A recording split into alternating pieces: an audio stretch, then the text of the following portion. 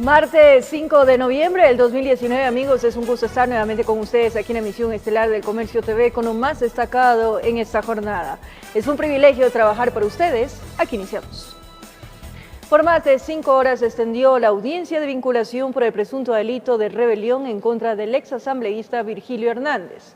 Al culminar la diligencia, el presidente de la Corte Provincial de Pichincha dictó prisión preventiva en contra del procesado. La decisión del presidente de la Corte Provincial de Pichincha, Julio Arrieta, generó reclamos por parte de los simpatizantes del ex legislador Virgilio Hernández. Esto en los exteriores de este complejo judicial.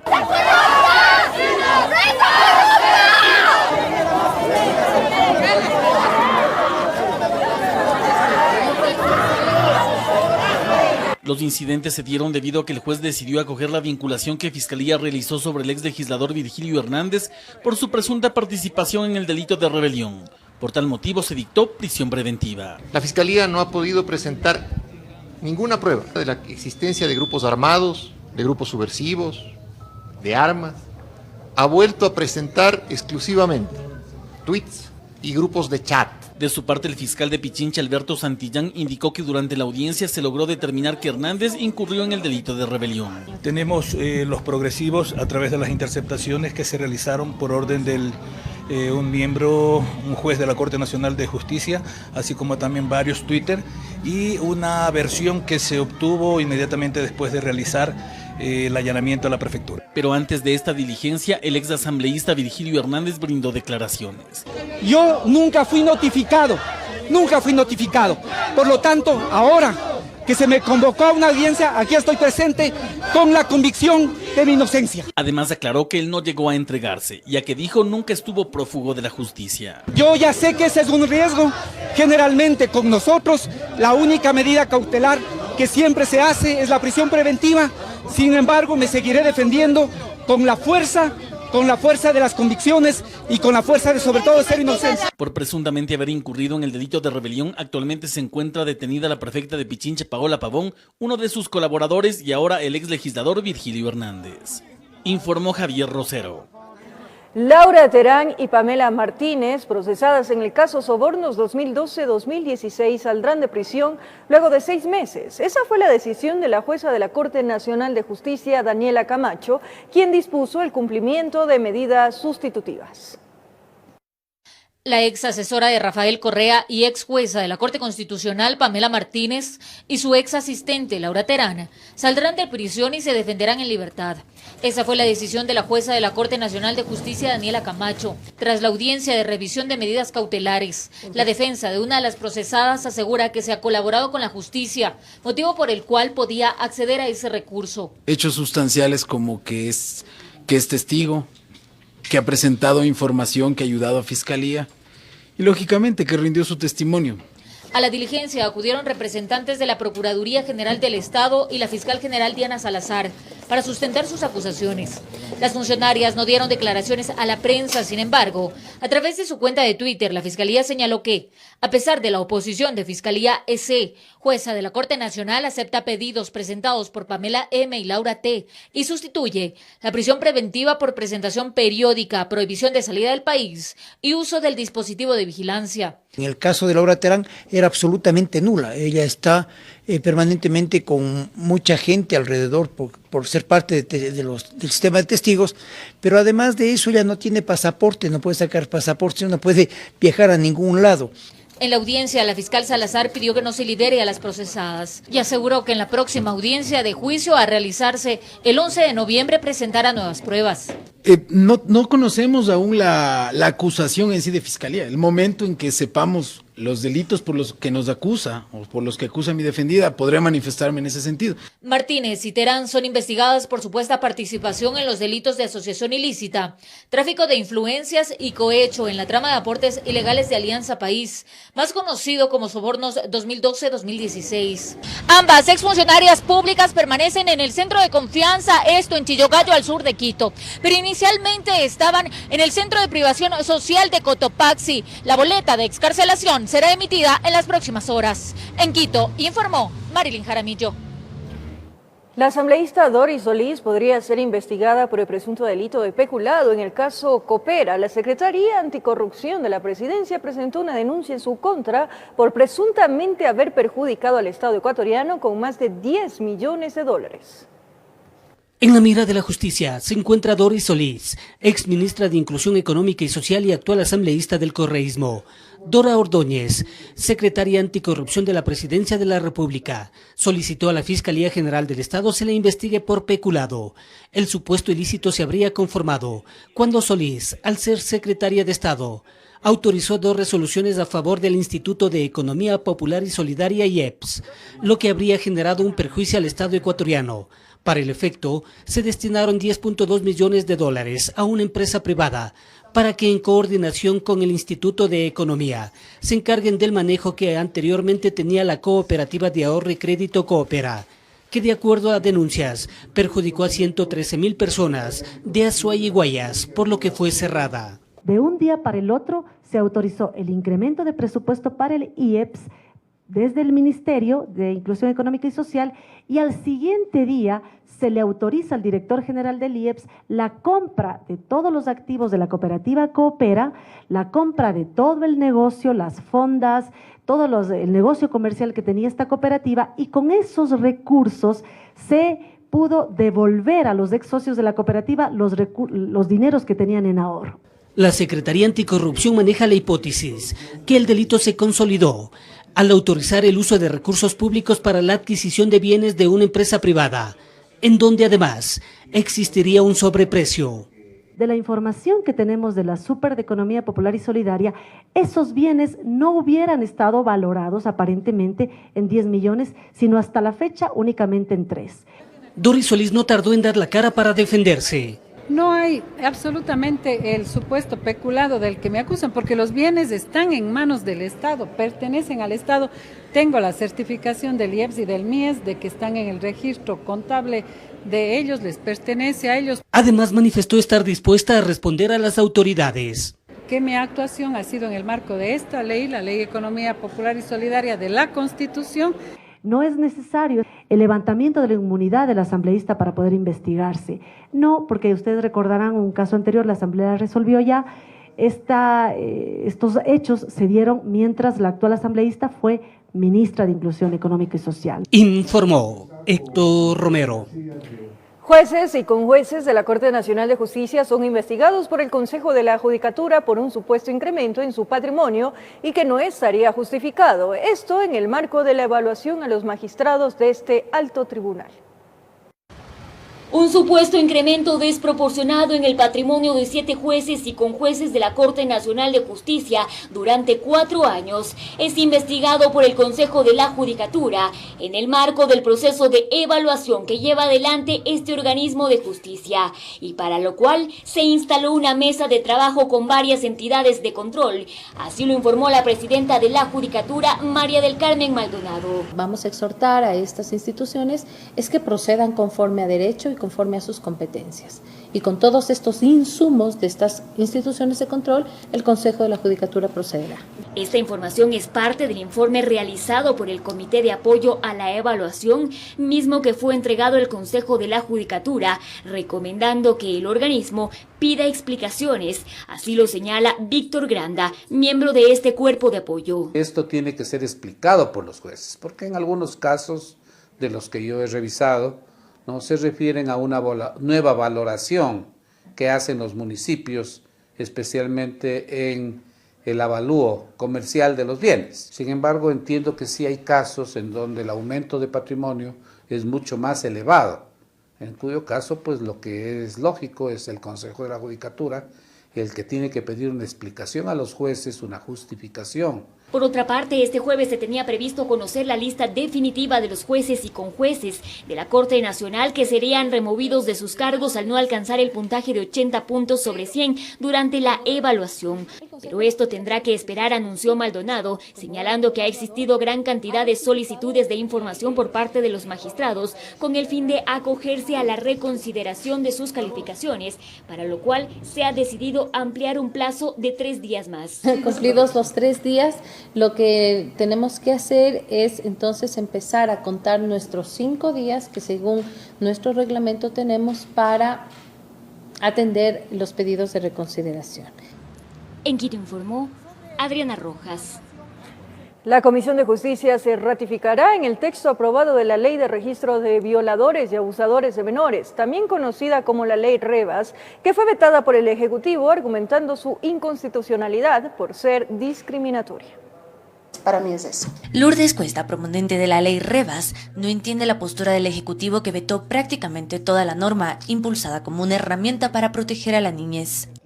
La Ley Revas crea un registro de todas aquellas personas que cometieron un delito contra la integridad sexual de los más pequeños. ¿Para qué este registro? Para que cuando estas personas hayan cumplido su condena y busquen trabajo, no sea cerca de los menores. A ella se suma la mayoría del legislativo que aprobó esta ley con unanimidad el pasado mes de octubre. Hay cuestionamientos a los argumentos presentados por el Ejecutivo que zanja a la norma como discriminatoria. El mismo gobierno que le pide a la Corte Constitucional que legalice el aborto está pidiendo que se deje en impunidad a los violadores. Esta ley me parece que nos ayuda y abona en los temas de prevención. Lo habíamos debatido desde la Comisión Ampetra. Este martes la Comisión de Justicia conocerá el veto y empezará a realizar el informe que será enviado a la Corte Constitucional para su análisis. La intención de la comisión es ratificarse en el texto aprobado.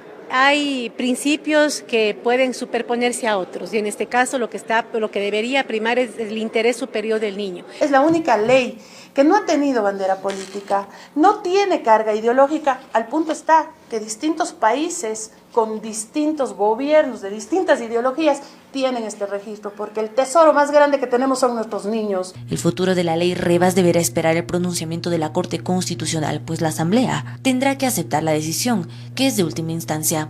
Informó Carolina Basante. El Pleno de la Asamblea Nacional continúa el primer debate de la Ley de Crecimiento Económico. En el Legislativo esperan cerrar el análisis de este proyecto de normativa para iniciar el tratamiento de la Proforma Presupuestaria 2020, cuyo monto supera los 31.000 millones de dólares. Luego del feriado se retomó el debate de la Ley de Crecimiento Económico, acogiendo las observaciones de los legisladores de las diferentes bancadas. Los socialcristianos y los de la Revolución Ciudadana se mantienen en el rechazo de la norma. Es un proyecto recaudatorio, más impuestos para afectar una economía en recesión. No es el beneficio de todos los sectores económicos del país y menos de su población, sino el beneficio de determinados sectores. Mientras que los del bloque oficialista dan observaciones para mejorarla, dicen, porque eso es responsable. Ana Belén Marín, por ejemplo, cuestionó la intención de aplicar un tributo a los planes de telefonía celular. Los servicios de telecomunicaciones claramente no son suntuarios y no son de lujo, y tampoco pretendemos que se desincentive el consumo. Son 57 los asambleístas que pidieron intervenir, así que el debate será largo, pero no pasará de este jueves, pues tienen encima el calendario para aprobar esta ley y también dar trámite a la proforma presupuestaria que llegó a la Asamblea y debe ser calificado por el CAL. Ingresó el día viernes, se ha solicitado por parte de la comisión que esto se pueda calificar la próxima semana para tener ya esta semana la evacuación de la ley económica urgente. El presupuesto supera los 31.000 millones y algunos ya cuestionan su contenido. Dijeron que no iban a tocar el presupuesto educativo y siguen mintiéndole al país. Esto deberá tratarse más adelante, pues la Asamblea tiene el plazo de 30 días para aprobar el presupuesto, si es que no quiere que entre por el Ministerio de la Ley como pasó en anteriores ocasiones. Informó Carolina Basante. El presupuesto asignado para las universidades estatales en la proforma presupuestaria del 2020 considera recortes. Las reducciones más importantes se habrían planteado porque ya no se toman en cuenta inversiones en infraestructura terminada. En la proforma presupuestaria que el Ministerio de Finanzas envió a la Asamblea Nacional, se contempla, entre otros rubros, los que el gobierno debe proveer a las universidades públicas a escala nacional. Tal y como ocurrió con la proforma presentada el año pasado, hay varias universidades que tienen una disminución. Una de ellas es la Universidad de las Artes. En la proforma del 2019 se contemplaban $14 millones, 72.744. Pero en la proforma del 2020, de ser aprobada por el Legislativo, solo se le adjudicaría $3.909.303. Pero hay una explicación. La disminución de este monto respondería a que el presupuesto de inversión del 2019 contemplaba la finalización de infraestructura que este año se concluyó. Algo similar ocurrió con la Universidad Regional Amazónica IQIAM, quien tendría una disminución de 11 millones de dólares. Y la Universidad Nacional de Educación UNAE, que tiene una disminución de un poco más de 19 millones de dólares en su presupuesto. Pero esto es debido a que en la proforma pasada se contemplaba la creación de ambas, y para el 2020 ya no constan estos rubros. Lo que sí ha llamado la atención es el presupuesto asignado, por ejemplo, para la Escuela Politécnica Nacional, pues a pesar de tener los mismos ítems para inversión, como son portafolio de proyectos de investigación y el fortalecimiento institucional, se recorta para el 2020 alrededor de 3 millones de dólares en su presupuesto. Al respecto, las autoridades de la Escuela Politécnica Nacional se pronunciaron mediante un comunicado, rechazando lo que sería una nueva fórmula de distribución de recursos y solicitaron al Consejo de Educación Superior y a la CENESID que se proceda de manera urgente a su revisión, pero que mientras se aprueba una nueva fórmula, se mantenga para la institución al menos del mismo presupuesto asignado en el 2019. Por su parte, la Universidad Central es una de las pocas a las que se aumentaría su presupuesto en casi 8 millones de dólares. Pero esto también tiene una explicación, y es que se contempla la construcción del campus universitario en Galápagos, la construcción de una torre de aulas y otros espacios académicos para la facultad. La proforma tendrá que ser revisada en un máximo de 30 días contados a partir del 1 de noviembre por los asambleístas. En Quito informó Andrea Orbe. Según la Asociación de Industrias Textiles del Ecuador, el sector atraviesa una crisis, pues las ventas cayeron en un 20% y más de 12.000 personas perdieron su trabajo en el último año. El sector textil atraviesa una situación compleja que se profundizó con las movilizaciones y desembocó con la reducción de personal. Así lo aseguró Javier Díaz, representante del sector. Ha habido una disminución superior a los 12.000 empleos entre septiembre de 2018 y septiembre de 2019. Lo más crítico de todo es la caída en el empleo pleno sectorial, porque ahí hay un 9% de reducción de empleos directos. Según datos de la Asociación de Industrias Textiles del Ecuador, las ventas locales han caído en casi 73 millones de dólares entre enero y agosto de este año, en comparación con el mismo periodo del año anterior. En el caso de las ventas de productos confeccionados se registró una caída de 105.6 millones de dólares. Y si lo vemos en global, el textil y confección cae 20%. Estamos acercándonos a lo que fue el comportamiento del año 2016, que ha sido el peor desempeño del sector en la dolarización. A esto se suma la pérdida de competitividad en las exportaciones textiles, las mismas que han disminuido en forma significativa en hilados y tejidos. Para Díaz, otro factor que les preocupa es el comercio ilegal. Y que eso hace que nuestro desempeño en el mercado se vea golpeado, como demuestran las cifras. Sobre la ley de crecimiento económico que se tramita en la Asamblea Nacional, el sector está de acuerdo con la propuesta de la eliminación del anticipo del impuesto a la renta. Sin embargo, hay otros aspectos que les preocupa. La propuesta de reforma no va alineada con mejorar las condiciones del consumidor. Se le va a quitar recursos al aparato productivo. En este contexto, el sector textilero busca alternativas y tiene lista una agenda para impulsar las ventas en Estados Unidos y Asia. Informó Priscila Cadena. El Comité por la Institucionalización Democrática ha recolectado más de 151 firmas en todo el país para la eliminación del Consejo de Participación Ciudadana y Control Social. De manera paralela, el movimiento ahora también sigue el mismo proceso. Sigue el proceso de recolección de firmas de respaldo para la eliminación del Consejo de Participación Ciudadana y Control Social por medio de una consulta popular. A través de la campaña Actúa, el Comité por la Institucionalización Democrática cuenta con 151.000 firmas. La idea es tener más firmas todavía para luego enviarlas nuevamente, entregarlas ante el Consejo Nacional Electoral, que será quien haga la verificación de que las firmas son las correctas. Es decir, que el comité superó el mínimo exigido. De acuerdo a la Constitución, para una iniciativa ciudadana de reforma parcial, se requiere de al menos el 1% de rúbricas del actual padrón electoral, lo que significa más de 132.000. Existe una mayoría total de ciudadanos ecuatorianos que no creen que debe existir este Consejo de participación ciudadana, porque no ha sido positivo para el Ecuador. Lo que plantea el comité es que en el proyecto de eliminación del Consejo de Participación terminaría con una reestructuración total de la Asamblea Nacional. Con la creación de las dos cámaras, la Cámara Baja, como se le llama, lo que actualmente es la Asamblea, y la Cámara de los Senadores, para que exista este sistema de pesos y contrapesos que es tan intrínseco a la democracia. De manera paralela, el movimiento ahora también sigue la recolección de firmas. Hasta el momento contabilizan 100.000. Según el representante, no les preocupa que el comité lleve la delantera, puesto que aún tienen un plazo de 4 meses. Nos hemos puesto al menos una meta de 150.000 firmas en torno justamente a lo que les mencionaba. Hay que validar y esperamos no tener ningún contratiempo en que nos falten 5, 10 o 1.000 firmas. Esperamos por lo menos tener un colchón de 15.000 firmas adicionales. En este contexto, desde la Asamblea se tramita una iniciativa de enmienda constitucional con la que se busca limitar las funciones del Consejo de Participación. Y no eliminar el organismo. Para nosotros es una irresponsabilidad en este momento que vive el Estado ecuatoriano, un momento de austeridad, mantener un organismo sin función. De las dos iniciativas, la primera que cumpla con los requisitos, su proyecto pasará al análisis en la Asamblea Nacional. Informó Priscila Cadena. Momento de nuestra primera pausa, amigos televidentes, aquí en emisión estelar del Comercio TV. Más adelante, en lo más destacado del acontecer internacional, 9 integrantes de una familia fueron asesinadas en el norte de México. La mayoría de las víctimas son niños y en nuestro país se difunden videos de un violento asalto en un local de venta de insumos químicos en Daule. Los detalles en breves minutos.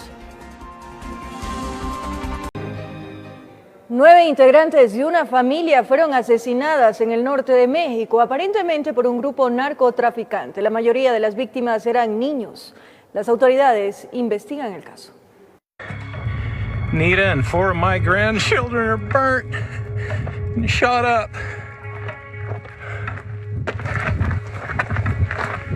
Right on the road out of La Mora. 9 integrantes de la familia Levarón fueron asesinados en el norte de México. Entre los difuntos están 3 mujeres y 6 niños. Entre estos últimos hay 2 gemelos de 1 año de edad.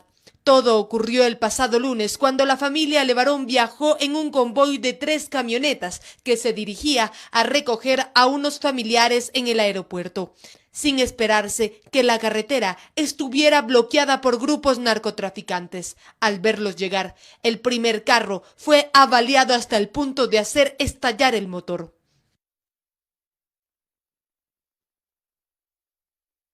En la caravana viajaban 17 personas, 8 de ellas fueron encontradas con vida, aunque algunas presentan lesiones. Las autoridades mexicanas señalan que pudo haber una confusión entre grupos narcotraficantes que se disputan el territorio. Pudo haber sido confundido por grupos delictivos que se disputan el control en la región. Las investigaciones avanzan para determinar las causas del asesinato a los 9 miembros de la familia Levarón, de nacionalidad mexicana y estadounidense. Ante el siniestro, el presidente de los Estados Unidos se pronunció. Este es el momento para que México, con la ayuda de Estados Unidos, libere la guerra a los cárteles de droga y los borre de la faz de la tierra. Simplemente esperamos una llamada de su gran nuevo presidente. Esta propuesta fue rechazada por el presidente mexicano Manuel López Obrador. Esa no es una opción. Esa estrategia falló. Obrador se niega a retomar una guerra contra el narcotráfico que en México duró 13 años con una exacerbada ola de violencia. La familia Levarón es mormona, se dedica a la agricultura y al activismo en defensa de la seguridad. Los parientes de las víctimas lamentaron lo sucedido. Esta no es la primera vez que la familia Levarón es víctima de los grupos narcotraficantes. Anteriormente, 2 de sus parientes fueron asesinados, además de ser sujetos de extorsión y secuestro, por estar en contra de la inseguridad que genera el narcotráfico, informó Valeria Navarro. Mientras tanto, en nuestro país se difunden videos de un violento asalto en un local de venta de insumos químicos y agrícolas en el cantón Daule, provincia del Guayas. Las autoridades investigan el caso. Eran las 7 de la mañana y entre las primeras ventas de ese negocio de comercialización de insumos agrícolas llegaron dos hombres, uno con casco y otro con gorra. Estaban preguntando por un producto para sembríos, pero no sacaron dólares, sino armas de fuego.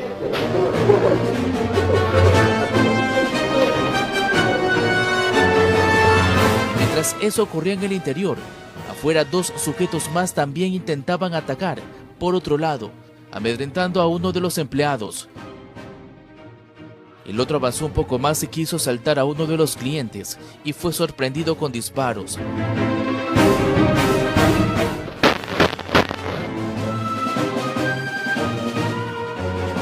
En ese mismo momento por acá se registraba un cruce de balas entre el cliente herido y los otros antisociales. De aquí se llevaron $10.000 de ese escritorio.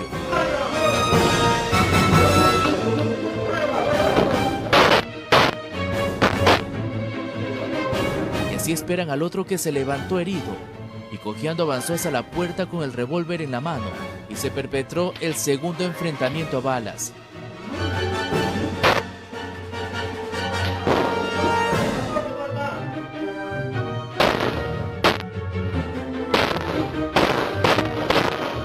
A los ladrones no les llegó de forma oportuna el carro en el que arribaron y vivieron momentos de desesperación.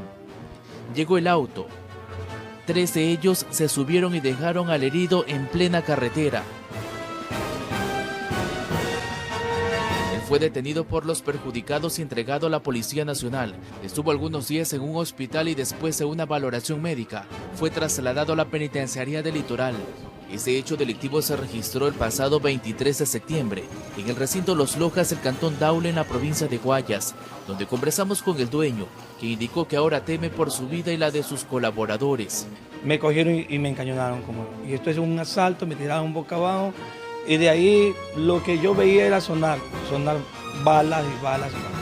¿Se queda tirado en el piso? Claro, me quedé tirado en el piso hasta que ya cesaron las balas. Intentamos obtener una entrevista con la fiscal Miriam Moncayo sobre ese caso y se nos informó de parte de la Fiscalía que en las próximas horas habrá un pronunciamiento oficial sobre este tema. Bajo cadena de custodia se llevaron los videos, es la obligación de la Fiscalía hacer la explotación de los mismos, ¿sí? Y que dichos elementos probatorios sirvan para una acusación fiscal. En el dictamen de abstención, la fiscal indica que no hubo la colaboración del denunciante con la rendición de una versión, como también la de un testigo, y que solo tenía a la mano la versión del sospechoso.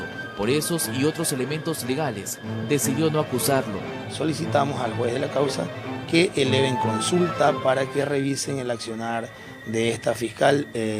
Obviamente le tocará a la fiscal provincial del Guayas pronunciarse al respecto. De su parte, la Fiscalía pidió un informe a la funcionaria del Ministerio Público sobre el trabajo realizado en ese caso. Aquella persona tiene 6 antecedentes penales, informó Charlie Pisa. Impresionantes imágenes sucede en nuestro país, no sacadas de una película. Y obreros de una empresa situada al norte de Guayaquil fueron asaltados por 3 antisociales que se movilizaban en 2 motocicletas. La acción quedó grabada en cámaras de seguridad.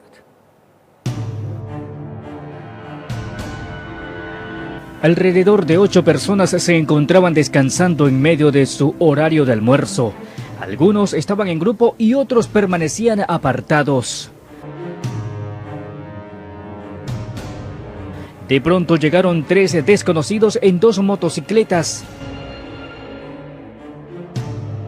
Se bajaron y empezaron a someter a los presentes. Apuntaron con sus armas de fuego para impedir la reacción de todos. Los despojaron de sus principales pertenencias, como el teléfono celular.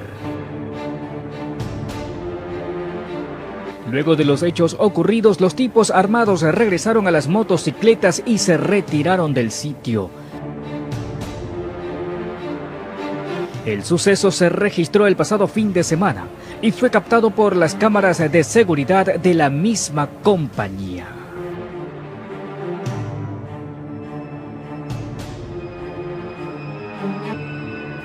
Informó José Morales. Un patrullaje fluvial permitió capturar a una embarcación que transportaba más de 70 kilos de droga a 3 millas de la costa de Esmeraldas. La marihuana aparentemente llegaba de Colombia y tenía como destino final la ciudad de Guayaquil. Los encargados de transportar los paquetes navegaban temprano, quién sabe si imaginaron que era la hora precisa para que nadie los sorprenda, porque entre las 7 y las 8 de la mañana todos supuestamente desayunan. Cuando estaban a 3 millas de la costa, una patrulla fluvial observó la presencia de una embarcación cuyos ocupantes inmediatamente cambiaron de dirección y aumentaron la velocidad. Una embarcación sin matrícula, sin nombre, con 2 sujetos que presumiblemente estaban sospechosos. Los marinos no les perdieron de vista. Los 2 tripulantes de la embarcación lograron llegar hasta una zona de manglar en el sector de Tachina, saltaron al agua, abandonaron el encargo y se perdieron entre la vegetación. Lograron huir del control. En la fibra, los uniformados encontraron 2 cartones repletos con bloques forrados con cinta de embalaje. Esta embarcación civil comenzó a huir, a darse la fuga hacia el sector de Tachina, donde los 2 individuos se tiraron al manglar y dejaron abandonada dicha embarcación. Una vez en puerto realizaron la verificación de los paquetes. La prueba de campo dio positivo para marihuana, cuyo peso alcanzó los 71 kilos. Presumen que el alucinógeno estaba destinado para consumo interno y el mercado al que tenía que llegar la ciudad de Guayaquil. En este caso, la droga aparentemente estaba ingresando de Colombia y antes que llegue a tierra fue decomisada. Nosotros realizamos patrullaje fluvial permanentemente, las 24 horas, los 7 días de la semana, tanto patrullaje fluvial como patrullaje terrestre para dar seguridad a la ciudadanía en el sector de Esmeraldas. En la misma provincia, en la vía Muisne, fueron detenidas 2 personas por el presunto delito de transporte ilegal de 23 kilos de marihuana. La sustancia verdosa estaba encaletada a la altura de la llanta de emergencia, informó Iván Casamen. Una nueva pausa en la emisión estelar del Comercio TV. Más adelante, en las noticias del mundo, el presidente Piñera dijo que no renunciará a la jefatura de Estado a pesar de la presión social en Chile. Ya regresamos aquí en TVC.